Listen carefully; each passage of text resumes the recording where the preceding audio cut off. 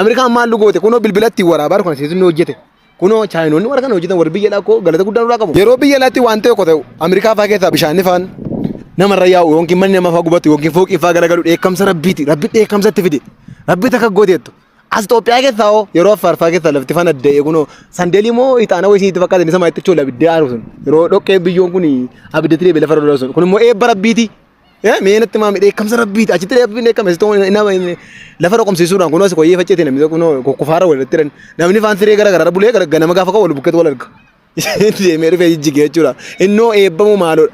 Amerikaan maal lugoote kunoo bilbilatti waraabaa kun asitti hojjete. Kunoo chaayinoonni warra kana hojjetan warra biyya lakkoo galata guddaa nurraa qabu. Ilaalaa meeqa waan sana hojjetan injiinarii meeqa baratee dhufee ampuurii kana fa'aa ilaalaa. Galateeffachuu qabnan warra biyya laa malee dheekkamsa rabbiiti. Cubbuu qabdi. Cubbuu seetu waaqayyo gaafatan maal luga ishee Itoophiyaan hin qabdu cubbuu. Eegan na deebisaa meewwan nyaatti ijoolleen keenya nyaante waan kana irratti wal fixee nyaante TikTok irra ijoollee.